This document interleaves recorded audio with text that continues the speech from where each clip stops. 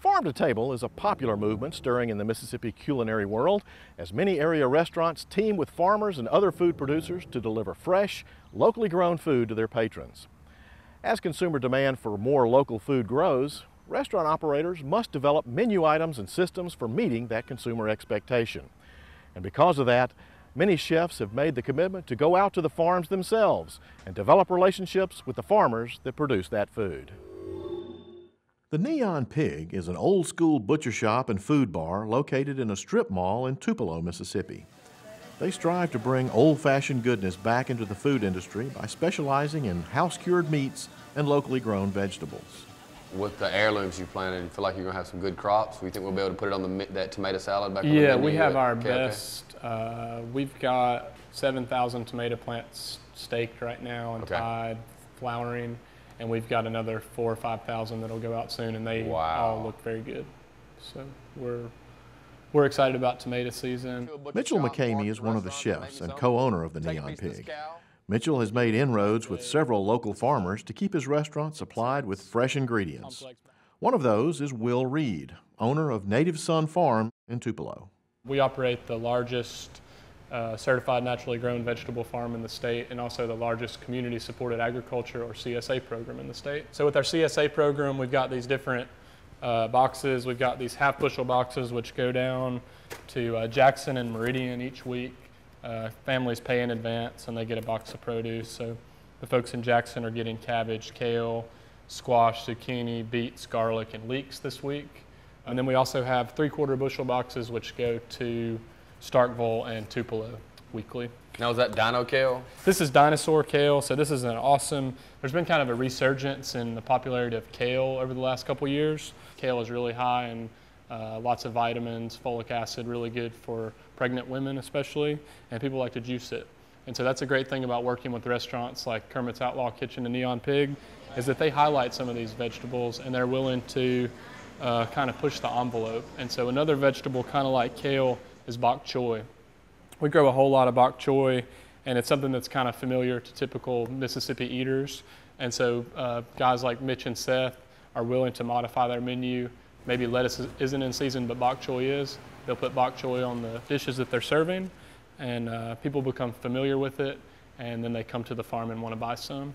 Marian Maloney runs Memory Orchard, a 50-acre vegetable, fruit, and herb farm near Tupelo.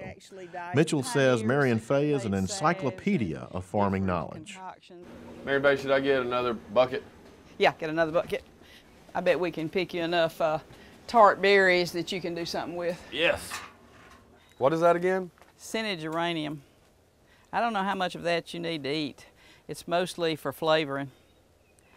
Okay? Yes, ma'am. I think Mitch has gleaned some of my experience, either as a business person or the fact that I've been digging in the dirt for a long, long time, and I have Mississippi roots that go back to the early 1800s. So we know about how the original foraging happened, whether they were eating wildlife or whether they were eating roots. And I enjoy knowing my heritage and turning and using that in something new and progressive and sharing it with people, because if we build on where we've been, and I think that's what Mitch says, he's learned a lot and he's built on it, and he's been able to take relationships of people who have deep roots in our area and come up with a product that's really special, and that's kind of where I am. Not only does Mitchell locally source his produce, he also gets his protein sources locally. This is the bone-in ribeye, tomahawk or whatever off the cow we just broke down last night. Seth and I left here last night at 12:30 breaking this stuff down, so it's a beautiful thing. We'll just clean a little bit of this up, simple. This is a little bit of this blade meat. We'll just take a little piece of this, simple. We do this all the time. My restaurant's got zero waste. You show me a restaurant that doesn't have any waste and no complaints, I'll show you one that's gonna be successful. That's as local as it gets right there, man. Local veggies, local berries, local cow. We do really, really, really rustic, old school food. Rough chop on some local vegetables that we just got from Native Sun, Circuit W Farms, cattle. We broke down a whole cow last night. Homemade bread. We'll take this stuff. We'll put a little bit in some local cabbage. Put a little bit in some homemade bread. We shall take a couple berries.